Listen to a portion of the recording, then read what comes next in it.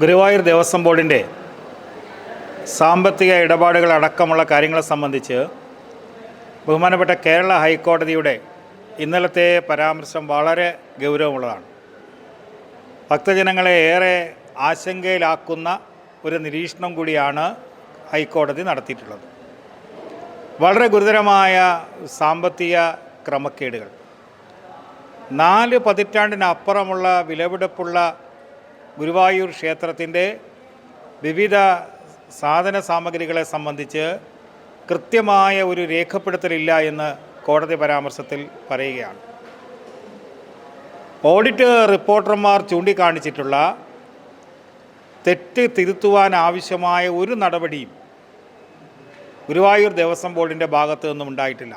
ഇത് തുടർച്ചയായ സാമ്പത്തിക ക്രമക്കേടടക്കമാണ് കോടതി പരാമർശത്തിലൂടെ പുറത്തു വന്നിട്ടുള്ളത്. സംസ്ഥാന ഗവൺമെൻറ് വളരെ അടിയന്തരമായി ഇതിനകത്ത് ഇടപെടേണ്ടതായിട്ടുണ്ട്. BJPക്ക് ആവശ്യപ്പെടാനുള്ളത് കോടതിയുടെ തന്നെ മേൽനോട്ടത്തിൽ നാളിതുവരെയായി ഗുരുവായൂർ ദേവസ്വം ബോർഡിൽ നടന്നിട്ടുള്ള എല്ലാ ഇടപാടുകളെ സംബന്ധിച്ചും ഒരു സുതാര്യമായ അന്വേഷണം അനിവാര്യമായിരിക്കുന്നു. ശബരിമല സ്വർണ്ണക്കൊള്ള അടക്കം പുറത്തു വന്നത് കേരള ഹൈക്കോടതിയുടെ ഇടപെടലിൻ്റെ ഫലമായിട്ടാണ്.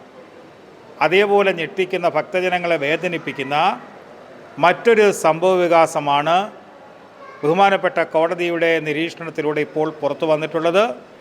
നിലവിലുള്ള ദേവസ്വം ബോർഡിനെ അടക്കം പിരിച്ചുവിട്ടുകൊണ്ട് മുൻകാല ദേവസ്വം ബോർഡിൻ്റെ അടക്കം തുടർച്ചയായി നടന്നിട്ടുള്ള ഈ സാമ്പത്തിക ക്രമക്കേടുകളെ സംബന്ധിച്ച് അടിയന്തരമായി അന്വേഷണം നടത്തണം. കോടതിയുടെ മേൽനോട്ടത്തിൽ തന്നെ അന്വേഷണം നടത്തണമെന്നാണ് ഞങ്ങൾക്ക് അഭ്യർത്ഥിക്കാനുള്ളത്.